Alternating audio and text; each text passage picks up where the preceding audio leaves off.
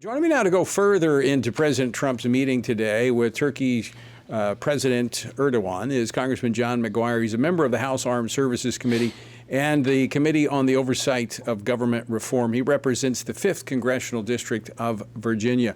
Congressman McGuire, welcome back to Washington Watch. Thanks so much for joining us.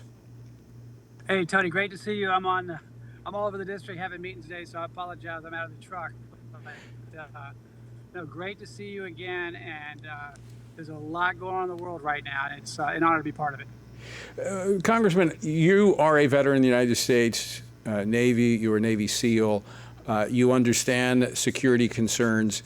There's been growing concerns about our NATO ally, Turkey. I mean, what's been going on in the Middle East, their hostilities toward Israel. In fact, earlier this week, President Erdoğan saying that he did not see Hamas as a terrorist organization. Are you concerned that they might have access to the latest U.S. technology like the F-35? I'm very concerned about that. And you know, when I was in Israel the first week of August, and I don't know if you know, but they've uncovered the true city of David. It's like 30 feet underground, and they're digging through there, and they're finding old tablets in Hebrew, and the leaders of Turkey refuse to recognize it. Because if they recognize that Hebrew there, that those tablets are in Hebrew, then it acknowledges the ancient existence of the Jewish people in the land of Israel. And so I'm definitely concerned about those folks. We're supposed to be on the same team. We're supposed to be allies, but I'm very concerned. When we look at their priorities and even what they're doing in Syria, I do think there's reason to be concerned with President Erdoğan. I do want to get you to comment a little bit on Israel. I know you were there. I've actually been to that same site a couple of times. The president reportedly, now we don't know this for certain, it was reported by 3 individuals, the AP reporting at that, in some of the sideline meetings that the president had with Islamic leaders from the Middle East, saying that he would not allow Israel to annex, quote unquote, the West Bank, which is Judea and Samaria. Your thoughts? Well, I think that I trust President Trump.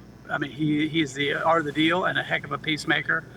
And I also trust Bibi Netanyahu to know what's going on in his area. I mean, he's got 7 fronts, and he deserves to do what he needs to do to keep Israel and the Israeli people safe. It's a very complicated place. You know, I was there, and I went into the West Bank, and I don't know if you know, but when you go into the West Bank, there are signs that say no Jews allowed. And I was around these guards that had ninja masks on and AK-47s, and they were surrounding the freshman congressman, and one of them had the audacity to say to us, maybe if Israel fed the starving children, we could have peace. And I looked left and I looked right, and I couldn't believe anyone wouldn't speak up. So I probably shouldn't have done this, but I said, maybe if you didn't send ballistic missiles into Israel and kill innocent people, I said, maybe if you didn't videotape and laugh while you're killing people and cutting off body parts, and I said, maybe if you freed the hostages, then maybe we could have peace. The media is not reporting both sides of the story, and it's very complicated. It is. In fact, I was speaking with 2 of the governors from, actually the governor of Judea and the governor of Samaria earlier today. I've been in that region many, many times, and you've described it aptly. There are many areas that Jewish people, this is the biblical heartland. 80% of what we read about in the Bible was in Judea and Samaria, and they're places that Jewish people cannot go, Israelis cannot go, because it's Palestinian area controlled by the Palestinian Authority, and they're harboring terrorists.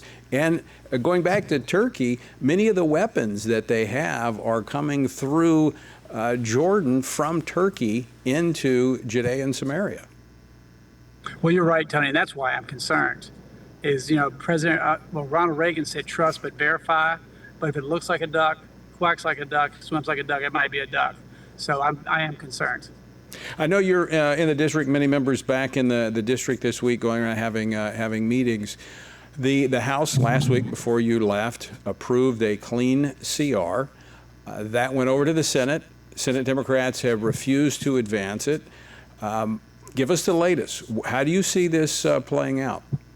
Well, one thing I would tell the viewers is that they created the modern budget process in 1977 with 12 spending bills, which is a budget. We've only ever passed all of them 4 times We've only ever passed all of them 4 times since 1977. The last one we passed, budget, all 12 spending bills, was 1996. So we've been living on a CR ever since 1996, which I would rather have a budget. I'm sure you'd rather have a budget. We did our job in the House and we went home. The Senate, Schumer, I think they're playing chicken with President Trump, and they're threatening to shut down the government. But if we do shut down the government, that's on the Democrats. Yeah, again, the House passing a clean CR, which, by the way, we've talked about this before on the program this week. The Democrats voted for this same funding bill before. They just won't do it now because they're trying to extract concessions from the president to spend billions more dollars that were cut out by the reconciliation process. Yes, Tony, what they want to do is they put illegal aliens and criminals over law-abiding citizens. They want money in this CR to continue paying health care and other programs to people who broke the law and came here illegally. And these folks, we don't know, 15, 20 million. Many of them are gang members and murderers, as President Trump says. They have been robbing, raping, and killing the American people. We have nothing wrong with immigration, but legal immigration. Right. And that's why I'm so glad we have Tom Homan and Kristi Noem and everybody else, working so hard to make our community safer.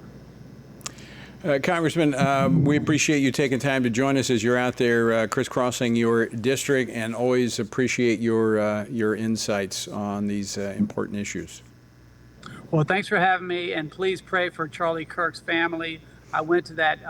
It was like a spiritual revival in Arizona. I was there. I felt the spirit, and on the way home, I wore a shirt that said "Freedom" on it, just like Charlie was wearing.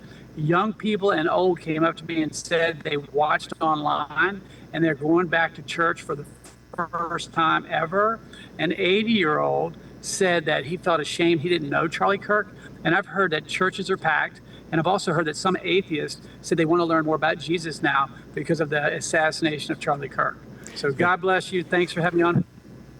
We got a lot of work to do. Thank you, John.